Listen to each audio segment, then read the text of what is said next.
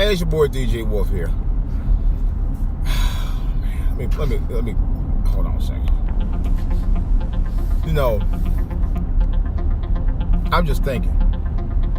I know I'm supposed to be doing the podcast. I had Blog Talk Radio sub. I did a little something on Saturday night, and I haven't even verified if I actually got through on Blog Talk Radio.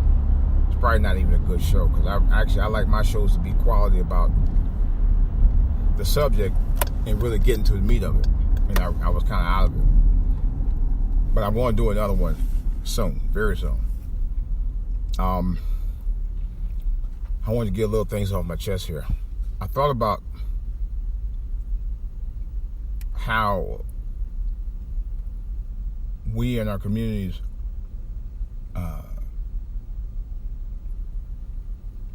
we don't expect our kids, and I mean all of them. We don't expect all of them to do well in school or do well in life. Particularly those families who have maybe more than 2 kids. I'm saying this from experience. A lot of the families, you remember Good Times, right? I mean, we all remember the show Good Times. If you hadn't seen it, watch it. It's on DVD. It's on TV once. It's on cable. It's on YouTube, I'm sure. Anyway,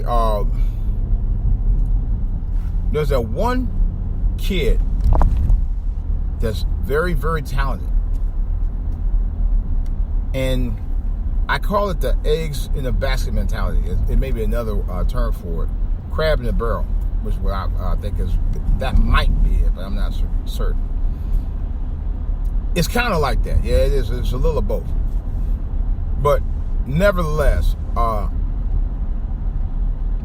JJ was the one who had all the real talents. And because he was the oldest of the 3 kids, it was almost a similar situation to my family. We lived in a 2-bedroom apartment over on Woodside long time ago, back in the early 70s.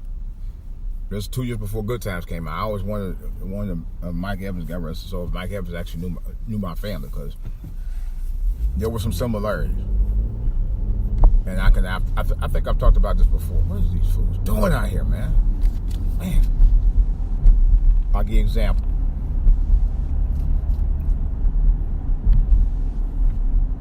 JJ liked art, so did I.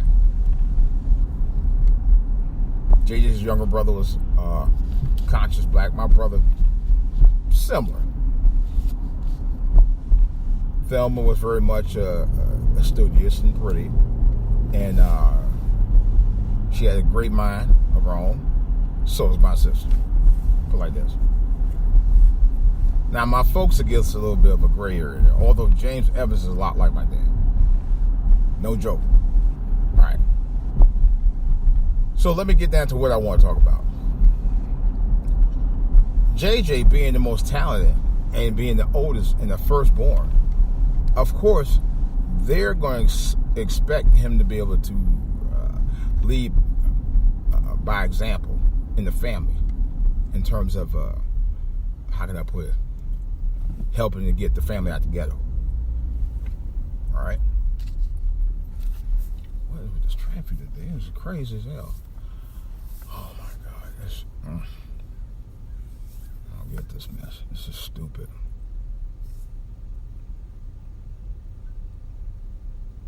Come on. Oh my God. Really? But anyway, so you have to forgive me on that. This traffic was stupid today. But what I'm saying is, he had the talent. He was the first one born, and he had a chance to help get the family out of the situation that they were in, living in the projects in Chicago. All right. Now,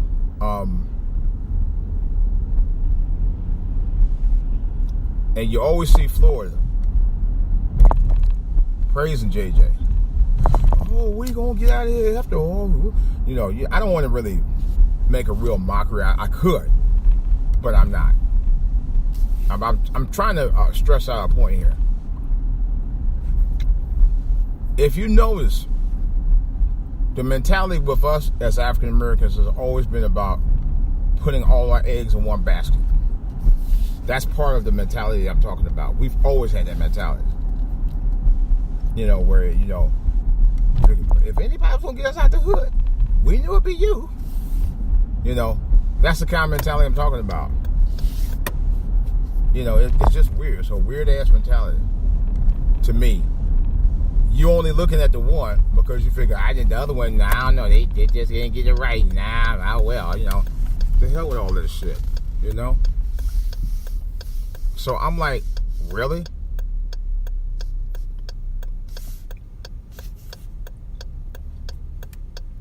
Really? You know? And I kiss my ass, motherfucker.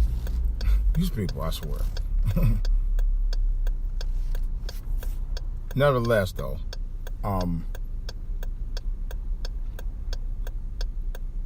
I see there's a pattern that's always been there. Used to see in commercials. And I'm talking about growing up back in the day. This mentality was in television shows, commercials, movies. What are you doing, asshole? No, drive. God, these people are terrible when it comes to driving.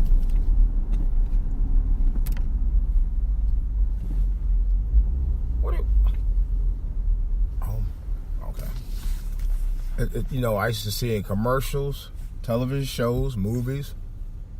You can hear on radio, advertisements. You practically name it.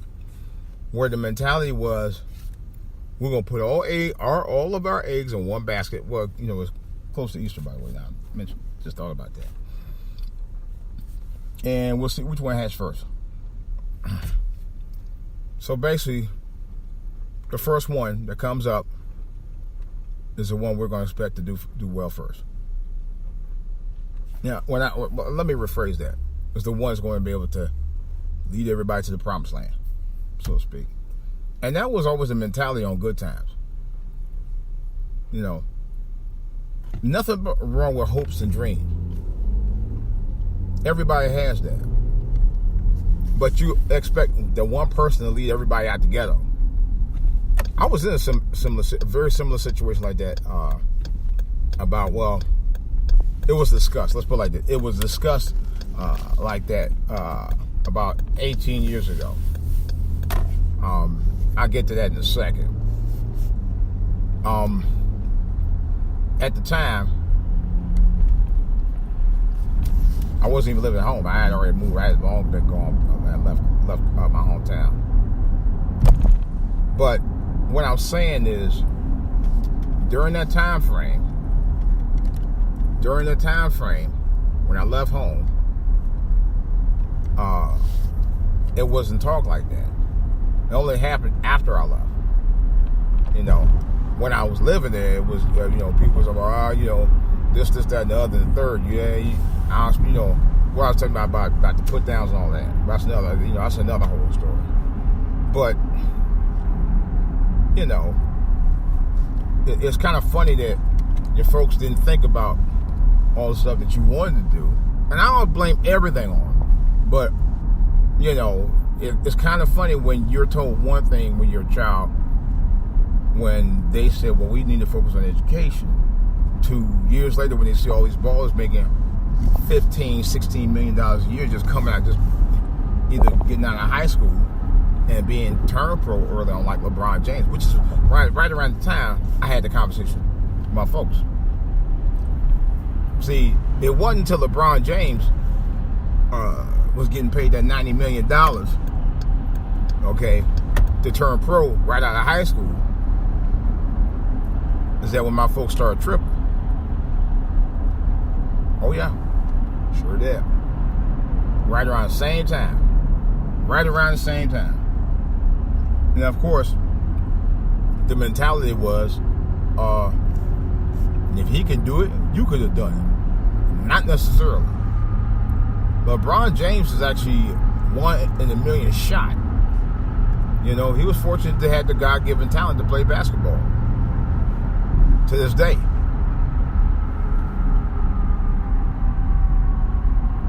That's what the fortunate thing was. You know, he was fortunate to have the skill set that he has. He's been doing it for a long time. You know, I think 16 years, something like that. But that's based on his God-given talent. Not everybody can play NBA ball. Not especially under the person he plays in. You know? And what I'm saying is, you can't expect that from everybody. You know? No matter how many eggs you put in the basket, that egg could be 1 of a million. You know? And no matter how much you train them, no matter how much you prep them, no matter how much you school them, no matter how much you educate them, no matter how much practice they get, or what they eat, or whatever, if you ain't got the skill set to really become that kind of a person, to be given a God-given gift to play sports, then you can't expect it from everybody. Not everybody has that kind of talent. But by the same token, you can't expect everybody to be born a millionaire or born with a millionaire type of mentality status. That's not going to happen. You know, but you do expect everybody to come out and do the thing and have some kind of talent. You know, don't expect it all to be on Raymond and Pookie and everybody else and just do what the fuck they want. No. You know, and that's kind of the point I'm trying to make. Because I went through a situation with my folks back around the time LeBron James got drafted into the NBA. Right around the time frame. And my folks made me feel like a piece of shit at the time. They really did. Now, don't get me wrong. I do love my folks dearly, man. And I really think that they are very special people. Real talk. But, you know, it was shocking to me after so many years of being away from Cleveland and doing my thing, roughly 14 years. About 14, 15 years. I've been away from the city and did my own thing, had my own career. And I did okay, but it wasn't enough. You know, apparently not. And I was just getting slammed by it, man. All the way to about 2 years ago, really. I'll tell you about that in a second, too. And it just was a damn shame that, you know, people think, or my folks think I'm supposed to be, you know, like this superstar baller, but because I wasn't, and the fact that they would try to discourage me from even getting involved in sports in the first place, that it was my problem. Yeah. But they were the ones who said, well, we don't want you doing that. Discouraging me from playing ball altogether. By the time you don't need to be doing that. They flat out said, you don't need to be doing it. Mm-hmm. So I didn't. I didn't get that involved with it. Based on their recommendation. They said, but I'll, you know, just get my head in my books instead of out in the field all the time. And that's what I did. Just to turn around years later and say, well, I could have had a football player for a son, which I'm kind of over it, but I'm not. Because I kind of felt like, in essence, your parents put a burden on you to say that you let them down. Yeah. To make you feel like you let them down because of something that they felt you should have been doing, working extra hard to do, that, you know, to benefit them. You know, the last thing I would ever, I'll take that back. Well, let me rephrase that. The last thing I would actually ever allow myself to do is to let my folks starve or, you know, or anything like that. I wouldn't do that. I wouldn't deliberately do anything like that. Come on, man. You count it. Come on, drive. Count it. But I know that I also would have thought based on what I did to get to make myself a productive citizen in this country and work as hard as I did and come out kind of decent, man, that I wouldn't get that kind of lambast. I wouldn't get dogged out like I did, and I did. But it goes to show you it doesn't matter what you do in life, man. It's not about what your folks want. It's about what you want. It's about what you want out of your life for yourself. It's about what's going to make you happy.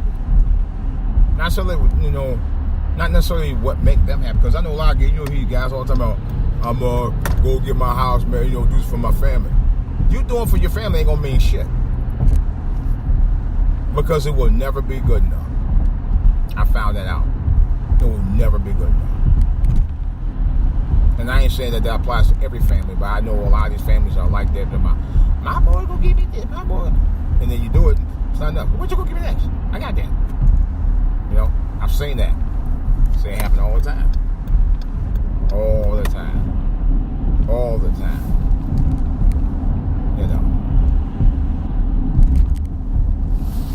Like it's like Jan Jackson, what have you done for me lately? When I heard that, I was hurt. I was up there a whole week up in Cleveland. That was like one of the most miserable times I ever had up there, and I was in a very deep sunken place at the time. I felt like the sunken place in that movie Get Out. That's how I felt. Wow, I couldn't win. I stayed out of trouble for most of the time I was there. I wasn't going around getting girls pregnant. At the time, I was, I did my thing, but I'm just saying. But I wasn't, getting her pregnant. I wasn't out there, being irresponsible and going around and getting locked up all the time and all that other stuff. I wasn't doing none of that mess. I didn't do drugs. I didn't do any of that stuff. Just so I could be told that me not playing NFL or didn't have NFL contract wasn't good enough for him because someone could have had somebody else for a son instead of me. That was a low blow. I'm gonna tell you, if I'd have heard that shit when I was 18, 19, I'd have raised camp now and would have never came back. Nope. And I could hear somebody saying, "Baby, it's all right, they ain't mean nothing." No bullshit. And it's hard, man. It is. And that's why I say I could understand why some young people, what some young people go through. I understand what some of them go through with the folks. Only thing I can say about that is go out there and do your thing in terms of your endeavors in your life and handle your life accordingly. And not worry about what other people say about you, including family, if that's the case. Many of us don't have the most supportive of families. I'll be honest. Even I did at one time. I thought I did. Some of my other family members may have. I wasn't one of them. I'm being totally honest. I was not.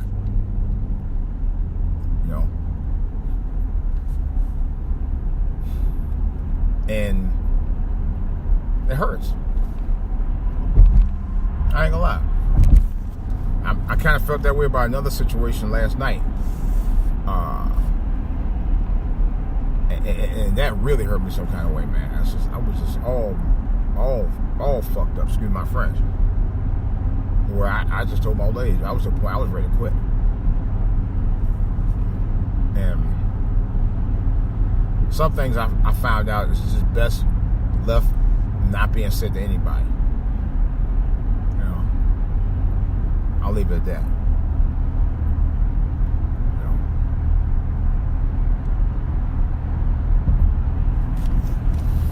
I'll leave it at that. And that's the way I kind of felt too. I really felt that way. I was like, wow.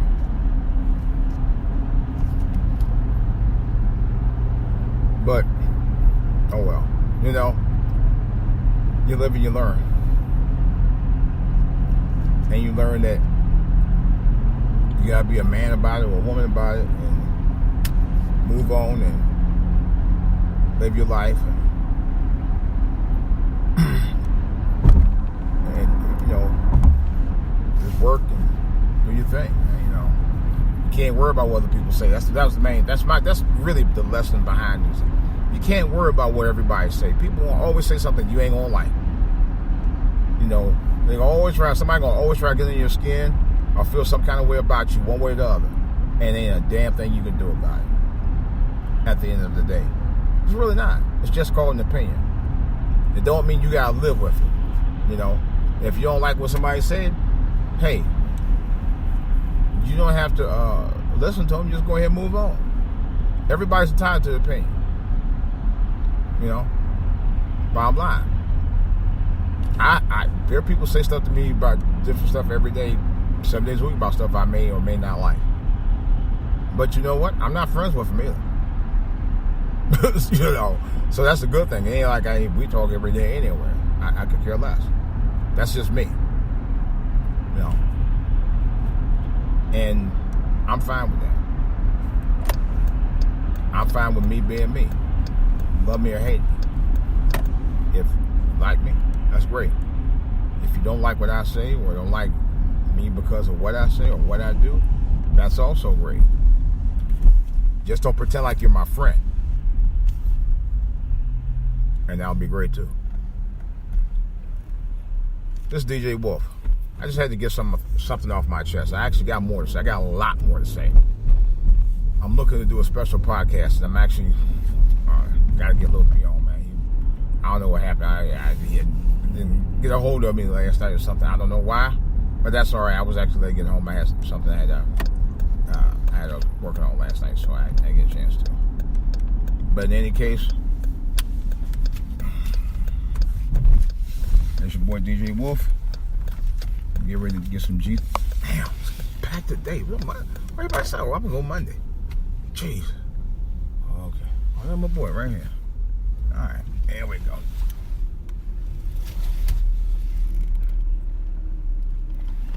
All right. Just had to run my buddy here, so I go ahead and get my GT time in today. And maybe if I get some GT time in today, I can get things off my mind here. I know it's hell. All right, guys, this is DJ Wolf. That's all I got for right now. Oh boy, get the good things off your chest every now and then when you got something on your mind. DJ Wolf, I'm out.